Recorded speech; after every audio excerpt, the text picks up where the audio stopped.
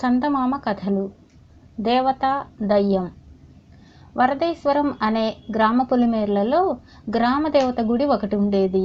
ఆ గుడికి పెద్ద మాన్యంతో పాటు దేవతకు చాలా విలువైన ఆభరణాలు ఉండేవి. నిత్యం వచ్చేపోయే భక్తులతో గుడి ప్రాంగణం కళకళలాడుతూ ఉండేది. ఒకనాటి చీకటి పడుతున్న వేళ గ్రామదేవత గుడిలోంచి బయటికి వచ్చి ఆవరణలో ఒక మూలగా ఉన్న వేప చెట్టుపై కూర్చున్నది. ఆ చెట్టుకు దూరంగా శిథిలమైపోయిన ఒక చిన్న కోట పక్కన చింత చెట్టు మీద చాలా కాలంగా ఒక దెయ్యం ఉంటున్నది. గ్రామంలో ఎవరికీ హాని తలపెట్టిన ఆ దెయ్యం అంటే గ్రామదేవతకు కొద్దిపాటి ఆదరణ ఉండేది. ఆ కారణం వల్ల ఆమె దయ్యంతో తరచూ మాట్లాడుతూ ఉండేది. ఆ రోజు మాటల సందర్భంలో ఆమె గ్రామంలోని తన భక్తులు ఎంతెంత ఘనంగా తనకు పూజలు జరిపి కానుకలు చెల్లిస్తున్నది దయ్యానికి వివరంగా చెప్పింది. అంతా విన్న దయ్యం, తల్లి, నువ్వు వట్టి అమాయకురాలివి. మనుషులు పెద్ద మోసగాళ్ళు. వాళ్లల్లో వాళ్లే కాదు, దేవుళ్లతో కూడా అవసరాన్ని బట్టి భక్తి గౌరవాలు కనబరుస్తారు.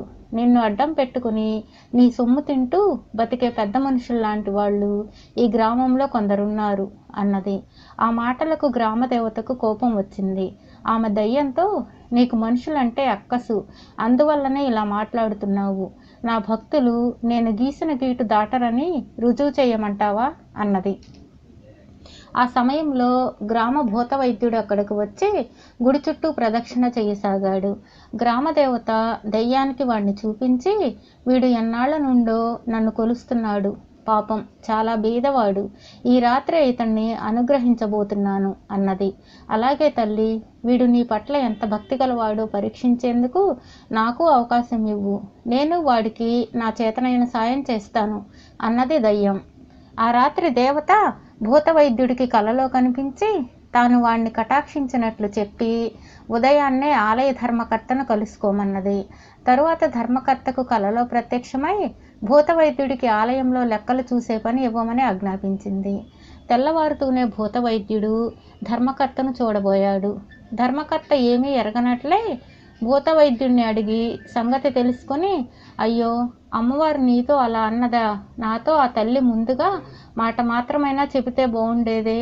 ఆ లెక్కలు చూసే పని ఒకళ్ళకి ఇస్తానని మాట ఇచ్చేశానే అన్నాడు. ఆ సాయంత్రం ధర్మకర్త గుడికి వెళ్ళి దేవతకు సాగిలబడి, అమ్మా, రాత్రి కలలో నేను నీతో మాట్లాడదాం అనుకునేంతలో మాయమయ్యావు. నేను నిన్ననే ఒకరికి మాట ఇచ్చాను. నీ భక్తులు మాట తప్పరన్న పేరుంది. ఇప్పుడు ఇచ్చిన మాట తప్పమంటావా అంటూ కన్నీళ్లు కార్చి వెళ్ళిపోయాడు. దేవత కరిగిపోయింది.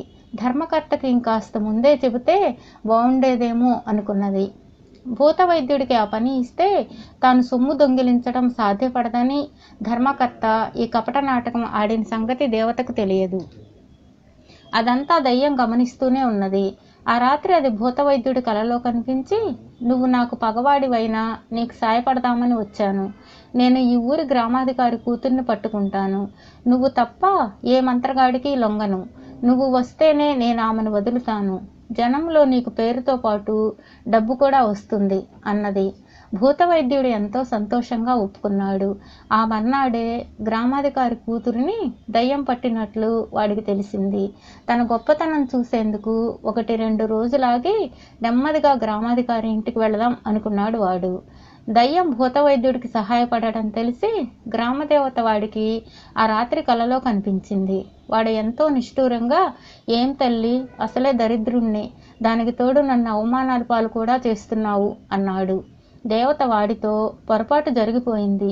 ఈసారి నిజంగా మేలు కలిగేలా చేస్తాను. రేపే వెళ్ళి నామాల గోవిందయ్య శెట్టిని కలుసుకో. నీకు అవసరమైన ధన సహాయం చేసేందుకు ఏర్పాటు చేశాను.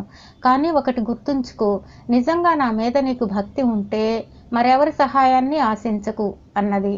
తరువాత దేవత గోవిందయ్య శెట్టి కలలో కనిపించి సంగతి చెప్పింది.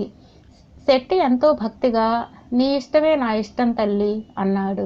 మర్నాడు భూత వైద్యుడు రాగానే శెట్టి మండిపడుతూ, పైసా పైసా కూడబెట్టి ఇంత వాణ్ణయ్యాను. ఈ దానం ధర్మం అనేవి మా ఇంటా వంట లేవు. అమ్మవారు ఇవ్వమనడం, నువ్వు రావడం, కావాలంటే ఈ కాలవరహా తీసుకుపో అని భూత వైద్యుడి చేతిలో చిన్న నాణం పెట్టాడు. భూత వైద్యుడు రోషంగా దాన్ని నేలకేసి కొట్టి ఇంటికి వెళ్ళిపోయాడు. తర్వాత గోవిందయ్య శెట్టి శుచిగా స్నానం చేసి ముఖాన ఇంతేసి నామాలు తీర్చిదిద్ది గుడికి వచ్చి అమ్మవారి కాళ్ళ మీద పడిపోతూ, తల్లి ఏం చెప్పేది, నా బతుకు పూచిక పుల్ల కన్నా లోకువైపోయింది. నా పెళ్ళాన్ని నమ్మి ఆస్తి అంతా దాని పేర రాశాను. రాత్రి నీ ఆజ్ఞ గురించి చెప్పబోతే మహంకాళిలా లేచి నన్ను ఇంట్లోంచి తరిమేస్తానన్నది. క్షమించమ్మా, నీ ఆజ్ఞ నెరవేర్చలేని పిరికి భక్తుణ్ణి అని లేచి ఇంటి దారి పట్టాడు. గ్రామదేవత అతడి మీద జాలి పడుతూ, పాపం, నా మీద ఎంత భక్తి ఉన్నా కట్టుకున్నదే అలా ఎదురు తిరిగితే ఏం చేస్తాడు పాపం అనుకున్నది.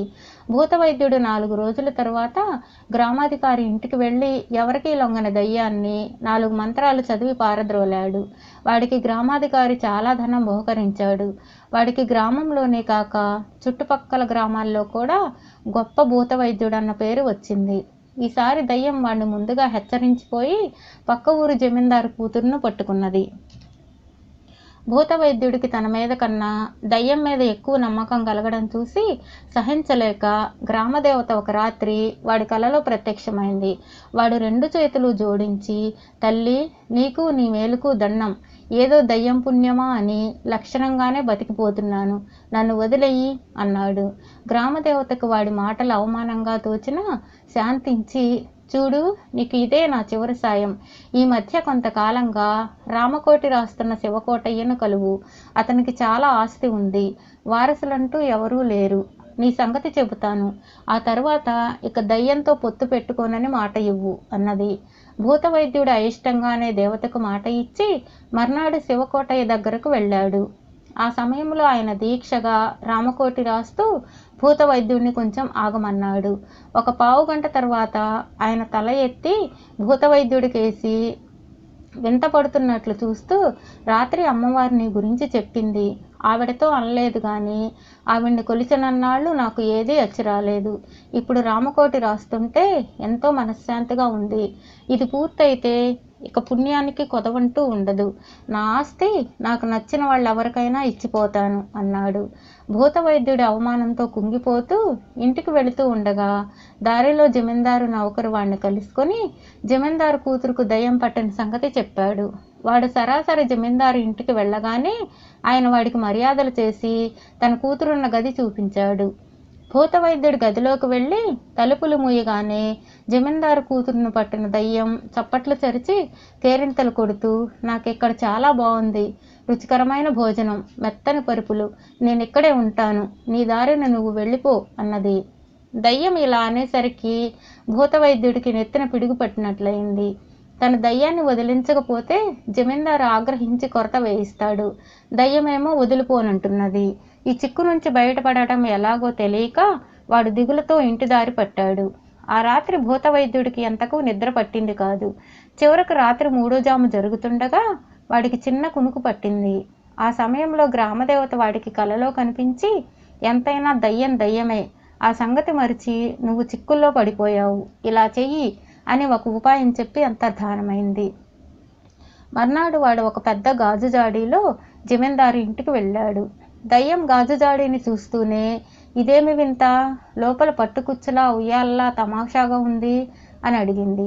భూతవైద్యుడు అమాయకంగా ముఖం పెట్టి, రాత్రి మా గురువు ఘోరాటకుడు వింధ్యారణ్యాల నుంచి తిరిగి వచ్చారు. నా భక్తికి ఆతిథ్యానికి మెచ్చి ఈ జాడీ బహుకరించాడు. ఆ ఉయ్యాలలో కూర్చున్న వాళ్లకు కోరిన రూపం వస్తుంది. అయినా మనుషులు ఇంత చిన్న జాడీలోకి వెళ్ళలేరు కదా, దీనివల్ల ఉపయోగం ఏమిటా అని ఆలోచిస్తున్నాను అన్నాడు. దయ్యం చప్పున భూతవైద్యుడి చేతులు పుచ్చుకొని, దీనివల్ల నాకు చాలా ఉపయోగం ఉన్నది.